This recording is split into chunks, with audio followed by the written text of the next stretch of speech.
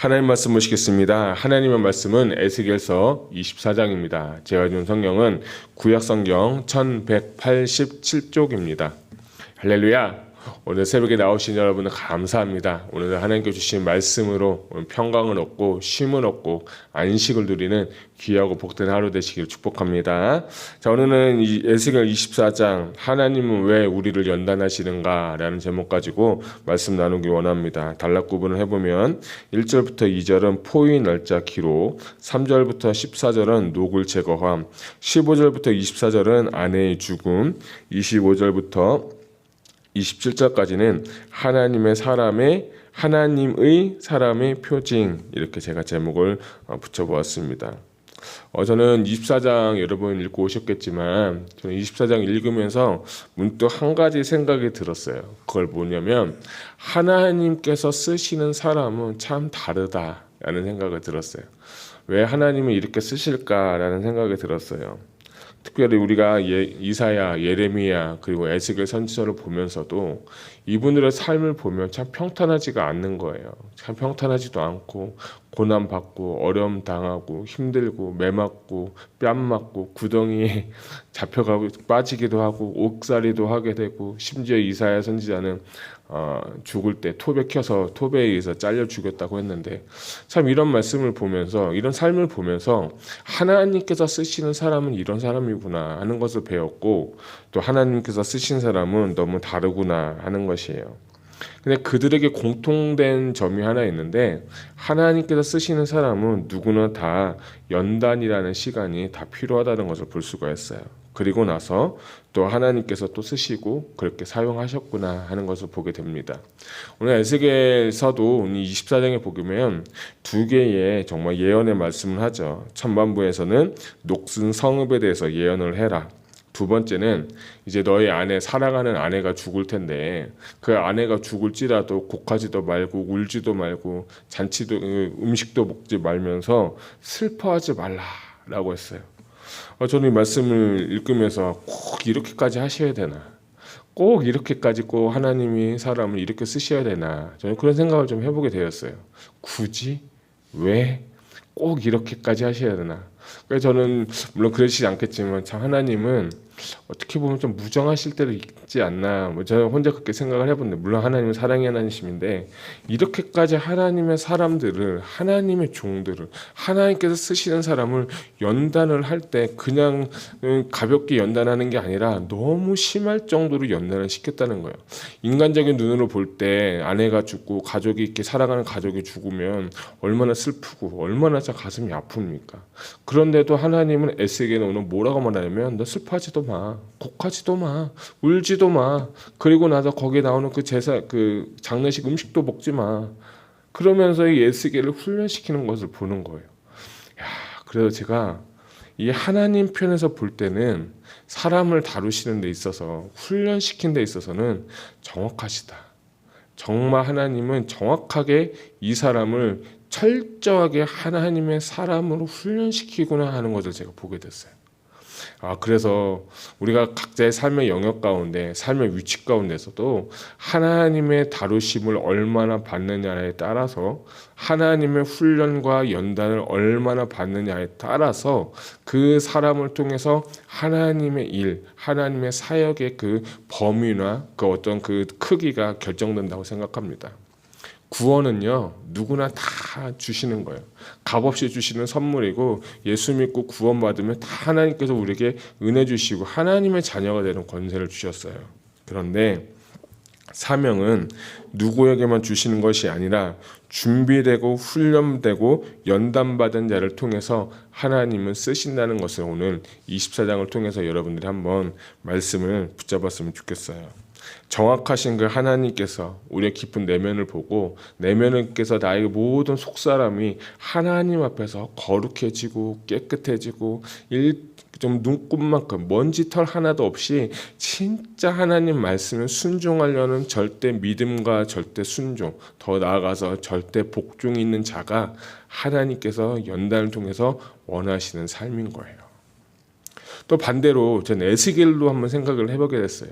하나님이 이렇게 쓰시지만 제가 만약 에스겔이었으면 어땠을까?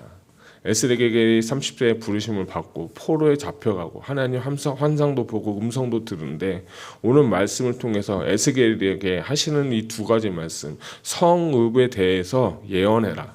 그리고 너의 아내가 죽을 것이다. 그런데 그때 에스겔이 그런 얘기 들었으면 솔직하게 저 같으면 하나님 저 못해요. 하나님 이게 말이 됩니까?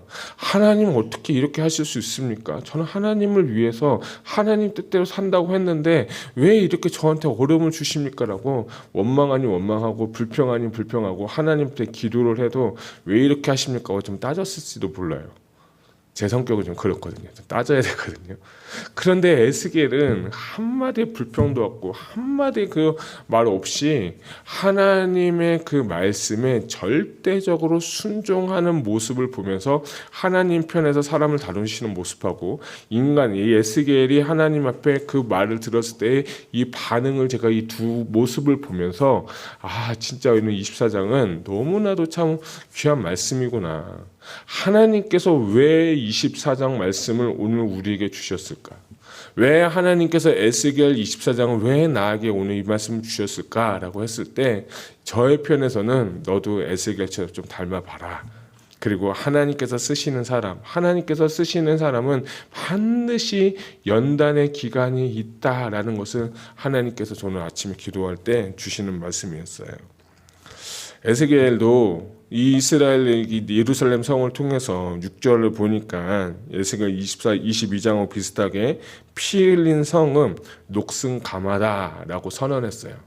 그리고 22장은 뭐라고 했냐면 예루살렘 이스라엘 백성들은 찌꺼기다라고 했어요. 그런 말을 하라고 할 때 에스겔은 과연 할 수 있었을까? 저 같으면 그런 말 할 수 있었을까? 그런 얘기를 좀 봤어요. 이런 말 전하면 돌에 맞아 죽고 구덩이에 빠지고 뺨을 맞고 심지어는 왕따 당하고 멸시당한데 그럼에도 불구하고 에스겔은 어떻게 했느냐? 그 말씀을 과감하게 전하는 사람이 되었다는 거예요. 상황을 보고 환경을 보고 흔들려서 쉐이킹돼서 믿음이 흔들리는 것이 아니라 이것이 진짜 나에게 주신 하나님의 말씀이라는 확신과 믿음 가지고 어떠한 삶을 살지라도 하나님의 말씀을 그냥 과감하게 어떻게 했어요? 에스겔 선지자가 전했다는 거예요.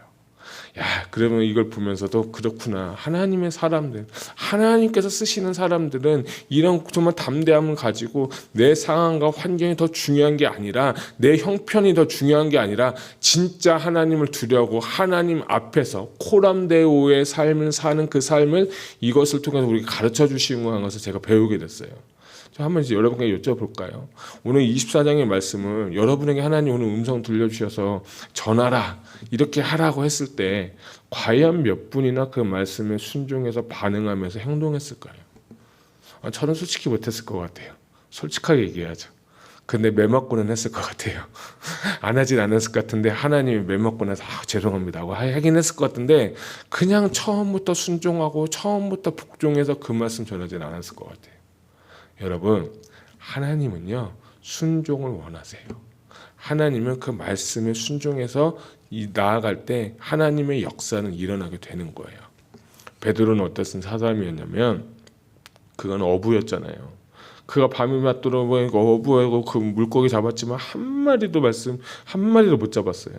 그런데 그가 말씀에 의지해서 그물을 던졌을 때 주님의 말씀에 토달지 않고 네 알겠습니다 하고 주님의 말씀에 순종하면서 그물을 던졌을 때 물고기를 잡았다고 해서 너무 많이 잡았다고 했어요. 이것은요 우리에게도 하나님 주시는 메시지는 우리가 하나님의 말씀에 순종하고 복종하며 나아갈 때 내 생각을 뛰어넘어서 역사하시는 그 하나님의 능력을 그리스도의 능력을 우리 모두 경험하시기를 축복합니다. 기적은요, 기도의 응답은요, 순종에서부터 시작이 되는 것입니다. 그런 은혜가 있기를 축복합니다. 자, 오늘 말씀 보니까 3절부터 14절까지 보게 되면 녹슨 가마에 양고기를 넣는다라고 하는데 이 양고기는 뭐냐면 백성과 지도자들을 의미하는 거예요. 그런데 이 가마를 쓰려고 했더니 가마가 녹이 껴 있어가지고 하나님께서 고기들 다 끄집어낸 후에 빈 가마를 달구어서 녹을 다 태우겠다라는 거예요. 특별히 뭐냐? 예루살렘의 심판이다라는 거예요. 제가 어제도 말씀드린 것처럼 심판은 파멸이 아니라 어떻게 보면 하나님께서 그 심판을 통해서 모든 죄악이 철저하게 파괴되고 또한 그것을 통해서 정결시키겠다는 그 하나님의 마음을 어제 제가 말씀을 드렸어요. 잠언에는 이런 말씀이 있어요. 17장 3절에 도가니는 은을, 풀무는 금을 연단하거니와 여호와는 마음을 연단하시느니라 라고 했어요.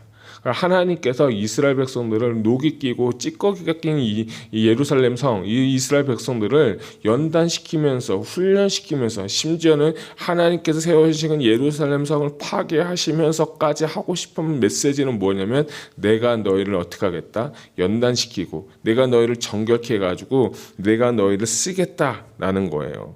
저는 이 말씀이 참 은혜가 된 건 뭐냐면 우리가 어려움 있고 괴로움 있고 힘이 들 때가 분명히 있을 거예요. 이건 하나님이 나를 싫어해서 하나님이 나를 미워해서 나에게 뭔가 안 좋게 하려고 하는 것으로 보지 마시고 이제는 고난에 대한 연단에 대한 시각을 좀 바꾸는 건 뭐냐면 하나님이 나를 연단시켜서 내가 더 하나님과 같이 닮아가고 정결해지고 하나님과 정말 깨끗한 사람으로 만들기를 원하시는구나 하는 것을 여러분 그런 관점을 가졌으면 좋겠어요. 여러분이 정말 목이 말라가지고 수도꼭지를 탁 틀었는데 그냥 깨끗한 물이 나오는 게 아니라 녹물이 나온다고 생각해 봅시다. 그럼 그 녹물을 받아 먹을 사람이 있습니까? 절대 없죠. 그러면 그 녹물이 나오지 않기 위해서 어떻게 하냐면 그 수도꼭지를 바꾸든지 파이프를 바꿔야 돼요. 물은 깨끗하게 들어오니까.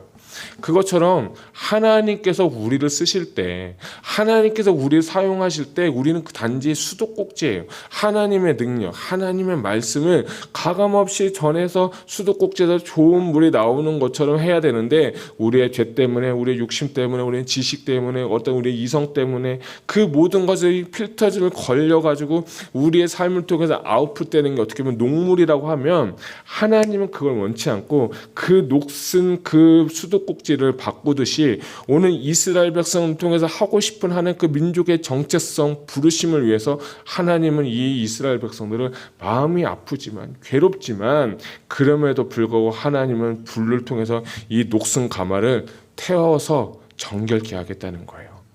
저는 오늘 이 말씀을 여러분 잘 들으시고 내가 하나님 앞에서 우리가 하나님 앞에서 우리 교회가 우리 성도님들이 우리 가정이 우리 비즈니스가 정말 그 모든 녹이 있다면 제거가 되고 깨끗한 물을 흘려보내듯이 여러분들 그런 정결하고 거룩한 삶이 되시기를 축복합니다. 하나님은 그렇게 살길 원하시는 거예요. 또 15절부터 24절까지 보게 되면 아내가 죽어도 울거나 슬퍼하지 말고 장례식 음식도 먹지 말라라는 거예요. 왜 하나님께서 에스겔을 통해서 이런 얘기를 했냐면 이제 곧 예루살렘이 파멸하고 예루살렘 성이 멸망할 건데 그것에 대해서 이미 하나님은 경고하시고 하나님 말씀하면서 너는 이것을 통해서 행위를 통해서 네 아내가 죽는 걸 통해서 예루살렘 성이 이제 멸망을 당할 거니까 너는 그것에 대해서 뭐 하지 말라? 슬퍼하지도 말고 정말 그것도 울지도 말라는 거예요. 그건 뭐냐? 나의 뜻이 반드시 이루어질 것이라는 정확한 하나님의 말씀이고 선포인 거예요. 그래서 이 에스겔은 이 말씀을 깨닫고 나서 그렇게 정말 하나님 말씀은 순종했다는 거예요. 하나님의 말씀은요 정확합니다.